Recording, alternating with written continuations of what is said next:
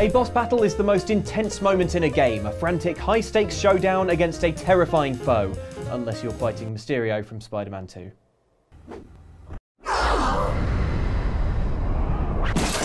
Whoa! That was sick, dude! You rock so hard, Spidey! Oh. Little wonder then that the very best boss fights stick in the memory long after you've dealt that sweet final blow. We've thought long and hard about our personal favourite battles, and after much soul-searching, the Outside Xtra and Outside Xbox teams are ready to share their absolute favourite boss dust-ups. Here then are the boss battles that rocked us the hardest. Beware spoilers for the following.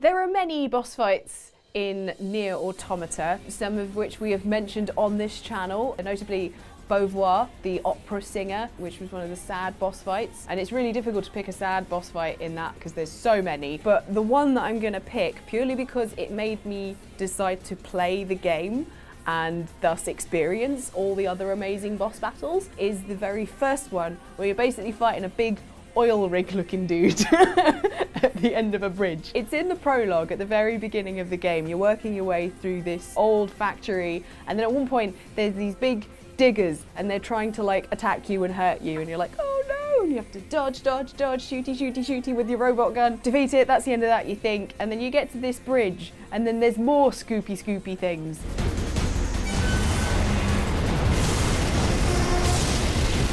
Just a huge circular thing with just tons of diggers. So you're just being dug to death. And it's just like something I never imagined I would do in a video game, is basically fight a digger. Always hoped. But always hoped, exactly. But you get to like this bridge and it's attacking you. And then it's this huge Transformers oil rig looking dude, a little tiny head in the middle and glowing red eyes. That's how you know it's bad. You kind of just have one of these classic like big boss looming over you and you're like running around going, oh my god, and then 9S turns up. Boost!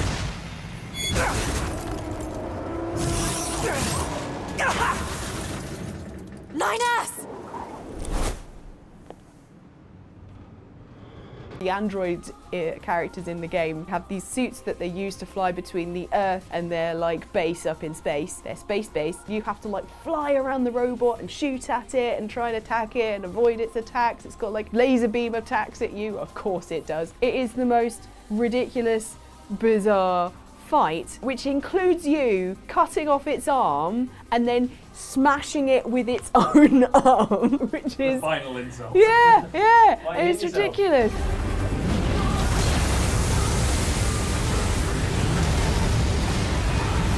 Stop hitting yourself, stop hitting yourself. You just feel so great because you think, what is tiny little android 2B going to be able to do against this huge machine? But she finds a way, thanks to the help of 9S. One of my favourite things about it is like you think you killed it and then it comes back and then there's all different stages to it. And then when 2B like finally kills it, she stabs it in the eye with the words, "You just die already!" And I'm like, yes, I feel you there. And then 3 more of the same thing turn up. That you just have to blow yourselves up anyway. The other amazing thing about this boss battle is that you play it again as 9S. Hold on, it's fine. He gets better the more you play the game. He's got like the hacking skills. So you then see that same boss battle from the other perspective of 9S, who's helping out 2B by hacking into it and trying to make it so that she can get the arm cut off and hit it and shoot missiles at it and stuff. When you're playing the game through the second time as 9S, that boss battle shows off what a lot of the other boss battles will be, which is reflections of the previous one that you played as 2B. And it's just a really, really good, hey, this is what the game is. And it made me go, yes, please, more of that. There's like 5 different genres of game in this boss battle? Yes. You've got like the bit where you're flying along and you're having to like shoot the bubbles coming at you, and then you've got like the bit where you're running along the thing and the thing's trying to attack you, and then you've got the bit where you're stuck at the end of the bridge and it's attacking you, and then you've got the bit where you're flying around it and it's shooting missiles at you, and then you've got the bit where you cut its arm off and hit it, and yeah, it's ridiculous. And I think there's a bit where you're like climbing on it as well in this one. Later on, actually, when you're playing the game, you come across one of these huge machines, but he's the torso of it and he's kind of stuck. He's called Engels. And I think like the official name for the Scoopy thing is Marx, because it's all philosophy references, and you end up like talking to this robot and like doing little errands for him and stuff. Isn't it really high stakes because there's no checkpointing? Yes. You have to start the game from the very beginning. Yes, it's quite high stakes, but it's very forgiving. It's just kind of an endurance test, really. It's like your entrance exam. Yeah. Yeah. If not, get out of Nier Automata. Yeah, it does a brilliant job of prepping you for the rest of the game, particularly in teaching you how to use the dodge mechanic, because that is vital if you want to get anywhere in Nier Automata, and also it's really fun. Rewires your brain, basically, this boss battle, via the medium of ridiculous explosions and so OTT music, but you're like, yes, that's really good. It's really good.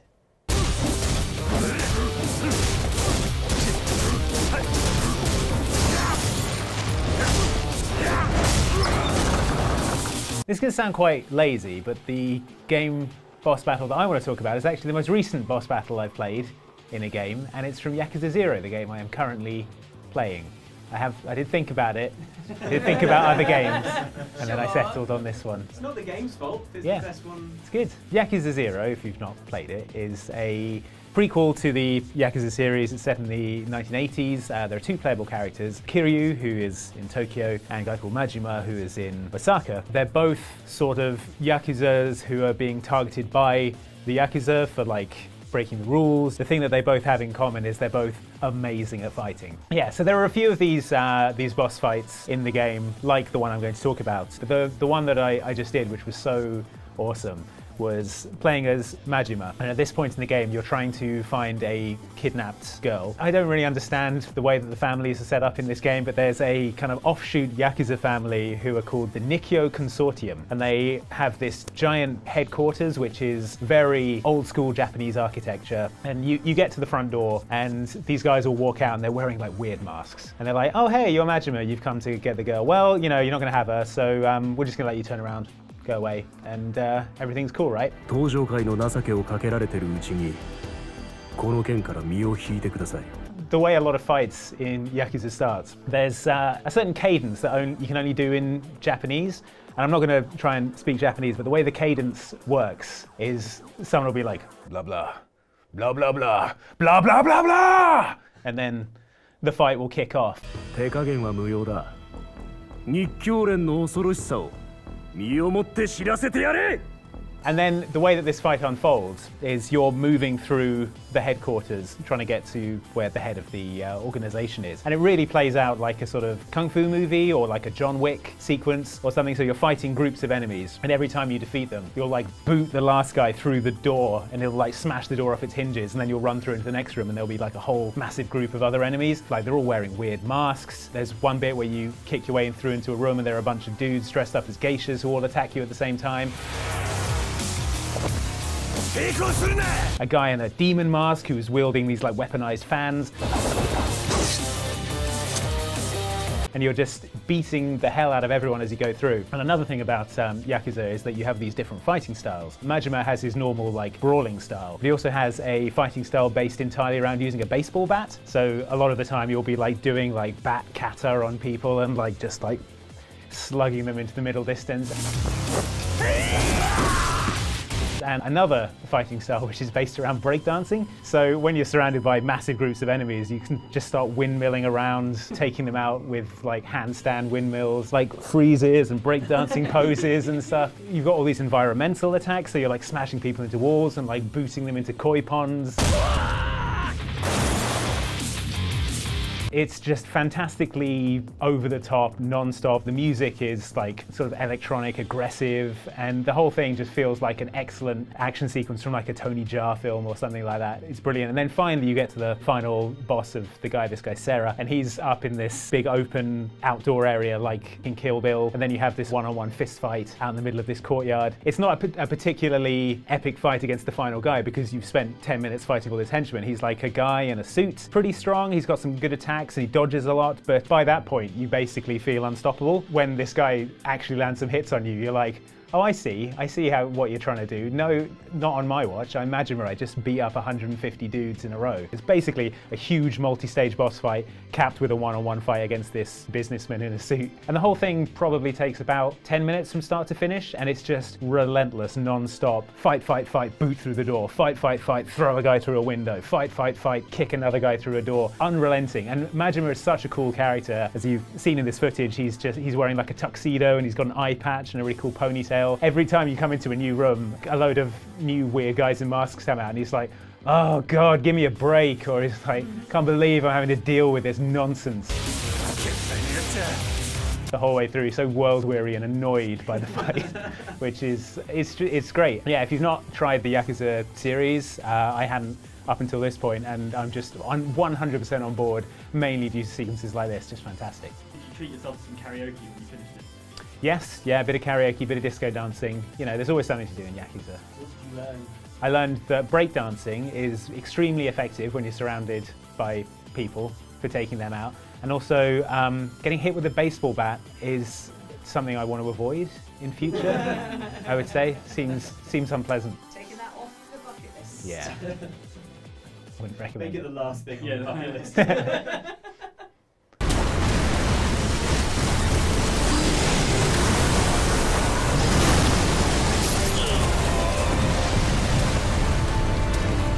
Talked about this before on the channel. The Guardian Ape from Sekiro Shadows Die Twice. I love that ape. I love it so much. Yeah, not enough to not kill it. I killed that ape so many times, but not nearly as many times as the ape killed me. The Guardian Ape is encountered in Sekiro Shadows Die Twice. It is exactly like it sounds. It's a great, big, mother flipping ape, and it's running around in this shallow pool, and I knew I was in love with the ape from the moment I first saw it. It moves in such an amazing way. It's my favourite animation in any game ever. It moves so aggressively, and it's, as a gangly person, I related so hard to the sort of the swinging limbs and the sort of big lunging attacks. It can sort of get up to you from clear across the arena in seconds. It flings its poo and it farts on you. So it's hilarious, and well, you know, it's hilarious when you've been playing Sekiro for 5 hours and you're like, farts. You take the joy where you can. The actual fight is pretty tough. It's a case of sort of trying to stay away from the ape and kind of run in and get a few hits. Eventually you get the health bar down and you can deal the finishing blow, and then there is just a spectacular twist in that you cut off the ape's head. The ape's head comes off and the ape is dead. I should have mentioned, but you've seen the footage, there's been this sword stuck in its neck, driving it crazy. And the corpse is there for a second, and the game goes through all the motions of like, you've just won the fight. Shinobi execution comes up and you're feeling really badass. It leaves it just long enough, and then the headless ape sort of gets back up like it's being puppeted. It picks up the sword that was stuck in its neck with one hand, and it picks up its own head in the other hand, and then you have a whole nother fight with the headless ape, and it's just moving like it's got no head. And it doesn't move like the ape anymore. It's this completely different but like really horrible animation. It's got all these new attacks, including the worst and most dangerous one, where the ape sort of takes its head in its hand and like puts its head back on the body to do a scream. Like, it's so horrible. And if you're anywhere near the scream when that happens, you die immediately. So that's fun. The way that I beat the headless version of the ape is you use the spear in your prosthetic arm, you jam it in the stump when you get an opening, and you can pull out the evil centipede that's inside the stump, making the ape go all crazy, and eventually you get its posture bar up far enough. You can kill the ape for realsies.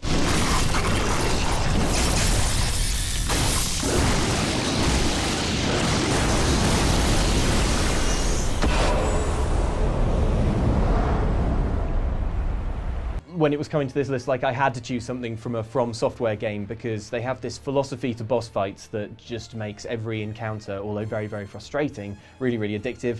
There's this quote, so the game's director, Miyazaki, he's got this thing about communicating, quote, the deep sorrow of a magnificent beast doomed to a slow and possibly endless descent into ruin. That's the governing principle of all of the Dark Souls, Bloodborne, Sekiro bosses, yeah! Endless descent into ruin.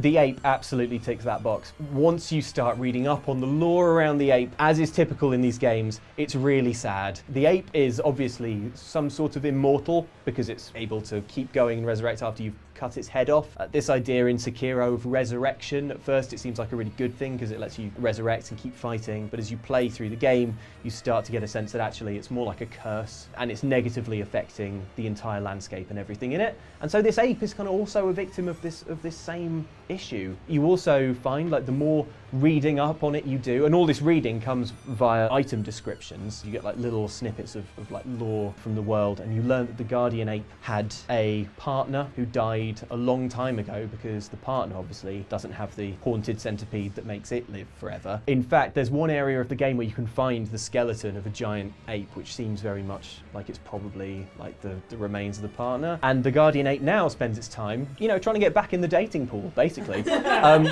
Because it's tending to this like flower, the scent of which will attract a mate potentially. And the ape is basically just hanging out in the garden, tending this flower, hoping it'll attract a partner. Which obviously you slightly put a stop to that because you cut its head off, which is horrible. It's got that melancholy aspect to it on top of what is a very, very exciting and amazing boss fight. And there's sort of a happy ending to it, in that you get to fight the ape again. It shows up again later on without its head. And this time, when you fought it for a bit, it does a roar and a friend appears. Like, it's sort of like partner ape appears to sort of help in the fight. So it obviously finds a friend. And then you kill them both. Had more romantic success when he had no head. Yeah, I suppose so, yeah. Hey, chicks dig scars. What did this boss fight teach you about life? What this boss fight taught me about life, Don't get a centipede. Jane, yeah, don't get a centipede in you. You know what? There's you know what? There's You don't have a head. there's someone for everyone. Keep looking. Get back in the game if you've had a hard time because you're immortal and the inevitable passage of time has claimed your partner. Get back out there. He's literally in a dating pool. You know, tend to that flower, people.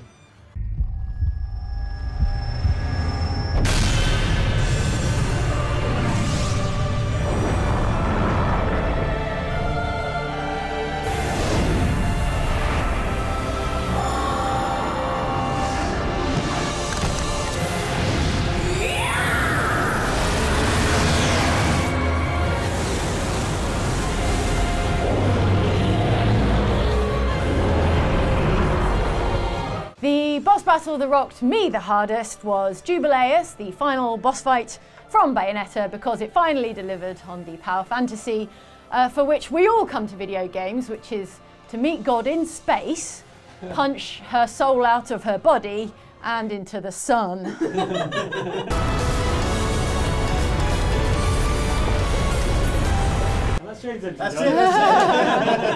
And now let's pause for a 20-minute break while we all go away and watch that boss fight in its entirety. Or if not, let me tell you why it rocks so damn hard. It does come right at the end of the game, and for reasons I won't get into right now, because to this day I don't really understand them. First, you're a witch and you ride a motorcycle into space on a statue, and then the statue is God resurrected, and Bayonetta's in one of the eyes and the bad guy's in the other eye, and then Bayonetta comes out of the left eye. Cereza! and then Bayonetta, which is you, let me remind you, have to fight Jubileus, who is God, who the bad guys have resurrected, and that's a bad thing because witches, I don't know. You tell me, Platinum. They try to in the game. It all makes sense in context, in the fever dream of Baroque Revelations style delirium that is Bayonetta, and you end up in an enormous space-bound sphere with Jubileus, who is the size of a large skyscraper and is covered in faces. There's the face space, and then her ribbons are covered in faces, and her hat is covered in faces, and she fires missiles that's covered in faces. You know, Bayonetta, faces. So it's a boss fight and a sort of spherical level rolled into one, and sometimes it's lava and sometimes it's ice, and it's so extra and empowering and bananas in that like pure distillation of Bayonetta. Like, it's really the only way Bayonetta could and should have ended.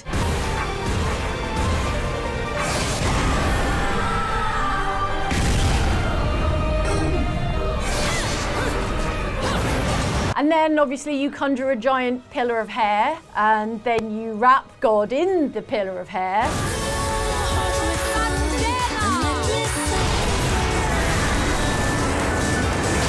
And then you become like a giant, like 2 skyscrapers tall Lady Gaga made of hair. And then you punch the soul out of Jubileus and into the sun.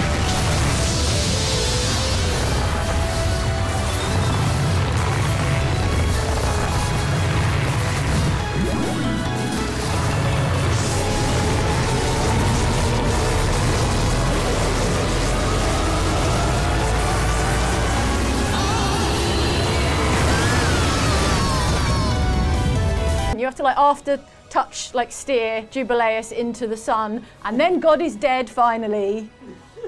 And that's a good thing, and then apparently that's the happy ending, and the world just carries on. So now we know what happens. The bit where you have to like mash the X button to like build up the power of the punch, and it's Oh, all yeah. measured in like gigatons.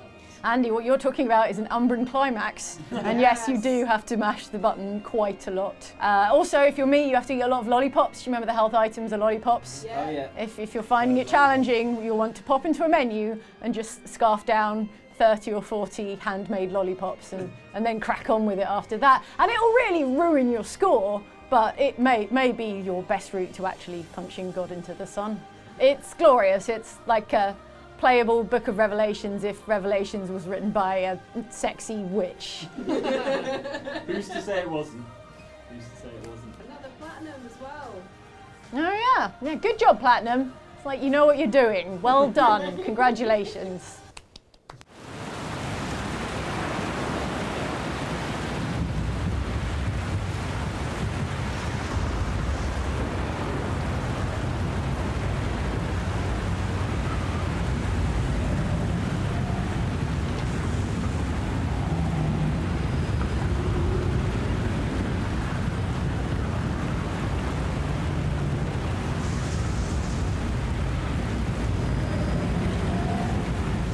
So, Shadow of the Colossus fans out there might have clocked the t-shirt and thought, if they don't mention the Shadow of the Colossus game while she's wearing that t-shirt, I will write a very angry comment. Don't worry, I'm here. Ellen's here.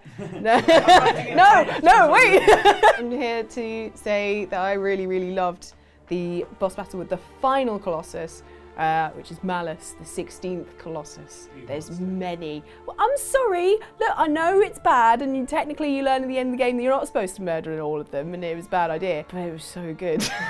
Now, this boss battle is different from all of the others because the others have either the monster running towards you or just running around and you have to kind of work out a puzzle how to get onto it. But with Malus, it stood in one place in the middle of like this open area with walls and stuff around and underground kind of tunnels, and you have to get to it while it's shooting massive fireballs at you. So the first part is like this puzzle stealthy dash thing. It always knows where you are though. You think I'll be sneaky. Oh no, it knows exactly where I am. And you have to kind of like keep popping up out of cover. Finally, you end up directly underneath it.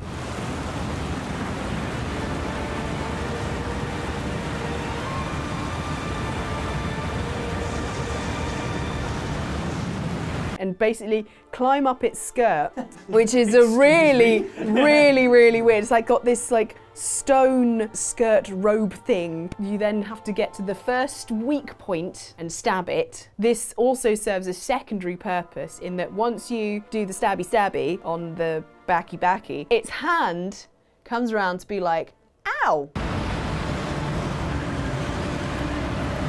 So it's kind of like, oh, okay. So every time I go around and stab a new thing, its hand from the other side would come across. You had to go onto its back and then climb across, and it'd be like, oh, is there something on my hand? And you're dangling from miles up what it feels like. It's supposed to be officially like 60 meters high, but it feels much higher. Plenty higher. Yeah, you're definitely gonna break all your legs. It's just like looking down at you with these like really piercing eyes that all the colossi have that are just like, then you have to climb up, stab it there, and it's like, ow, what are you doing? And then it's like, oh no, something here. And there I got stuck for a bit because I was like, okay, this arm is on fire. How do I need to get onto its head? Because the final thing is on its head. But there's also one on its shoulder I need to get. Took a little while, but then I went, bow and arrow. Because you always forget that you've got a bow and arrow in this game. And so you shoot the weak point so that it uses the hand that you're on to go, ow, so that you can just hop off onto its shoulder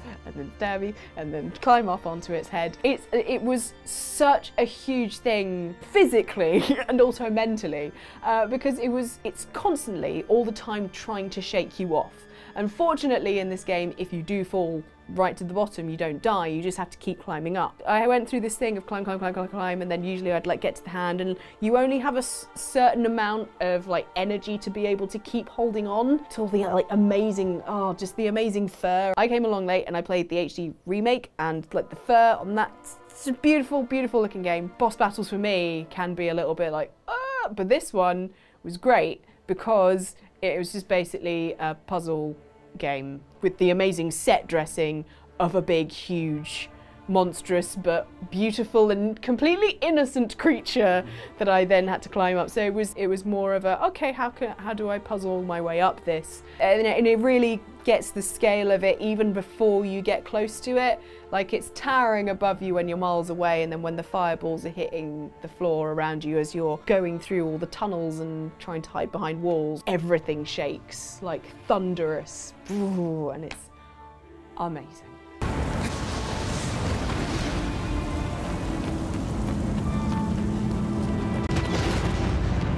All the while as well, while you're playing this, there's this amazing organ music. It's so intense, and it's raining, and there's fire, and there's so many moments when like the hand comes across that you think it's gonna squish me, it's gonna squish me. But luckily it's kind of like, what is that? Instead of going, ow, because then you'd be gone. Peaceful, noble creatures. They are peaceful, noble creatures. And they're like, could you not?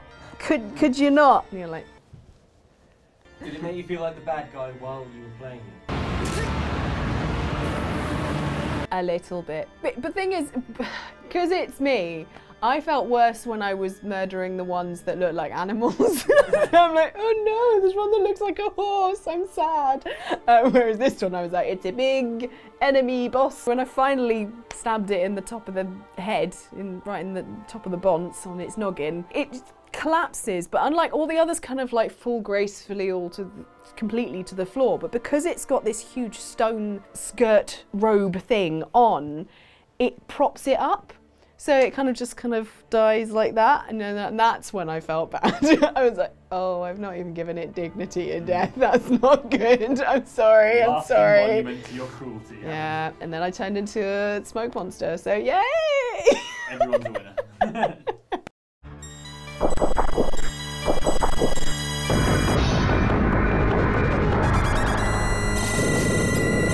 My choice for the boss that rocked my world is from Contra 3 The Alien Wars on the Super Nintendo and latterly on the SNES Mini. Contra 3's got a ton of like really, really awesome bosses, all of which are big, spectacular 2D pixel art sort of creations. There's a giant sort of tortoise with guns on it from the first level. There's a bit where you are fighting a boss while leaping from missile to missile, using only your single arm to hang on to these missiles. It's utterly ludicrous. It's like every 80s action movie turned up to 11. But my favourite boss is a kind of multi-stage sequence in a robot sort of, I guess, sort of like a robot factory type thing, because you run into this octagonal room and are kind of sealed in, and then that room is your arena, and there are these two really creepy looking big robot guys just sort of hanging from the ceiling, looking really strange. And you end up sealed in this room fighting these two robots who are kind of leaping around, and they do this weird thing where they're sort of, it looks like they're laughing at you, and that really hurt my self-confidence going into the fight. And anyway, they're sort of jumping around, and they're really quite difficult to deal with. I mean, these guys, even when you think you've killed them, they kind of break off into their sort of upper halves, and they get even faster, and they're kind of scrabbling around the room trying to kill you. So these two like Terminator-looking dudes, they're kind of exactly that sort of robot skeleton look. They've got a sort of skull face and kind of weird bony-looking sort of ribs and things. Pretty hardcore. It's a fairly substantial boss fight. So you're feeling pretty great about it when you finally kill these two absolute robo douches. You're ready to celebrate, listen for the kind of like end-of-level fanfare, and then it sort of the music dies down, and then it suddenly gets all kind of creepy, and then these two enormous claws burst through the rear of the level and kind of tear the metal wall apart like a pair of sliding doors, and there's a giant, enormous robo-skeleton skull-face guy who kind of appears and is suddenly like blasting you with all these new attacks that were not deployed by the other ones. So he's got like little lasers that follow you round. He's got a giant flamethrower breath thing that will kind of arc around the entire room. So you, obviously with your fabled upper body strength, you can kind of clamber around, and so you're kind of being chased around this room, kind of monkey barring your way along the top, but then climbing down the walls and things. Every so often he'll like shut the rear wall again after firing some time bombs in, which you then have to leap to the other side of the level. It's such a brilliant sort of plot twist. It's like, well, you thought you beat these two fairly substantial bosses, and now you've got to deal with this giant robo-skeleton. I think my favourite thing about him is the animation, because he's sort of like jigging about. Like, he's sort of bouncing around and kind of looking around and stuff. Like he's either really excited to see you, or he just needs a sort of robot wee or something, because he's very like, he's just like... Anyway, awesome boss fight, really, really challenging. Contra is a very challenging game in and of itself, in that when you get hit, you sort of pretty much lose a life immediately. But the payoff, if you do manage to beat this guy, is awesome, because the two sides of the wall that he had been holding open suddenly clamp shut and slice his giant skull head off, and then it bounces around on the ground, and then you're done, basically. And then you get your celebration screen, which is weirdly a picture of him, the guy just pointing a gun at some flying monster thing, which doesn't feel representative of the awesome epic battle that I just went in. Anyway, the reason I know this is the greatest boss of all time is because Mass Effect 2 robbed the idea entirely, and the final boss of Mass Effect 2 is also a giant robot skeleton. So, you know, I think that's proof that you can't beat the design of a giant robot skeleton for a boss. Agreed. Do you think it was the robot skeleton parents, the ones you killed before kids? I did wonder whether it was the robot dad, for you know, who was just turned up late to pick up his robot kids from Robo Crash. So I've spent the last, I don't know, it's like 20 years old, Contra 3 or something like that, probably more, thinking this was a really cool boss. And then Luke and Adam just asked me what the boss's name was, and I was like, I don't know, Big Robot? I'm on the Contra wiki, and the literal translation is Great Awakening Robo Big Fuzz. Great Awakening Robo Big Fuzz. But Mike, apparently in the English instruction booklet, he's renamed RoboCorpse. RoboCorpse. Well, that's like RoboCop. yeah, exactly. I see what they've done there. The lower third now. New lower third. Now, Big Fuzz. There he is. Great Awakening also just ruins the twist, because, like, you know. Anyway, cool boss, terrible name. Those are the key takeaways.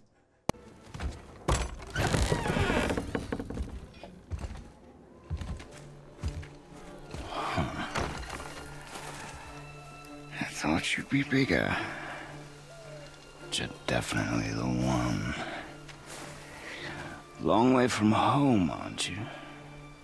Hello, back again. This time I want to talk about the fight with the Stranger in the recent God of War. You do eventually find out who the Stranger is, but it's not really important to describe it in this boss fight, so I may as well just avoid the spoilers. So, early on in the game, Kratos is hanging out, he's living in a shed. He's recently bereaved, but he's got his son Atreus and he's chilling in a shack. And then his peace is disturbed by this stranger knocking on the door.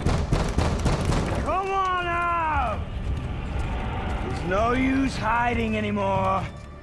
I know who you are. But what the stranger, who's this kind of like scrawny little bloke with a lot of tattoos, basically wants is to have a massive fight with Kratos, and that's exactly what happens, and it's amazing. This boss fight is a lot less sophisticated, a lot less deep than the Guardian Ape or like any of the other ones you've been hearing about, but I'm willing to bet that it's possibly the most cinematic boss fight you've ever seen. It's absolutely nuts. My turn.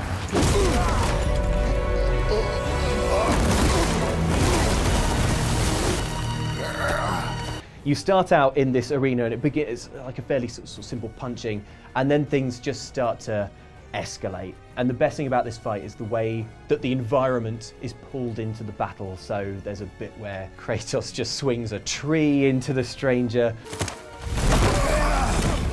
You get punched through enormous, great boulders of rock. There's this absolutely wonderful set piece where you're just punching this guy who showed up at your shack. So rude. And then you just like tip a rock on top of him. And as the rock crushes him, the earth just kind of like shifts down all the way across the environment. And it's just like oh. There's a bit where you're like locked in combat across a gulch and just the earth is just sort of breaking up and dissolving around you. It really, really reminded me of like high school, yeah. It really reminded me, yeah. No, it reminded me of Dragon Ball Z and the Dragon Ball sort of stuff, which I was like a massive, massive nerd for in my younger days. And the way that those fights were just these completely obscene and over-the-top battles where people would like fly in the air and then immediately like punch someone back down, and they'd go through a mountain. It would be like that, and then eventually come to rest, and then in a blink of an eye they'd be like a kilometre away, sort of. And I think it's the closest I've ever had a boss fight come to replicating that feeling. The boss fight is even more interesting when you know more about the character of the person you're fighting. The only thing you really know while you're fighting is that the bloke can't feel anything. He sort of taunts you a lot, saying like, I can't feel any of this. I feel nothing. A weird flex, but okay. To be honest, it's right at the beginning of the game. It's not that hard. The bits where you're actually doing the fighting are kind of the worst bits, but you're sort of doing the sort of like over the shoulder kind of punching. It looks really epic, but actually what you're waiting for is the next bit where it basically goes into cutscene and quick time events, which is not always what you want from a boss fight, but when it's this beautiful, it's just, in a game, in a series full of incredibly epic boss encounters, I think it's probably #1, and I just love it. I'd hope that you, of everyone I'd faced, would finally make me feel something, but you can't.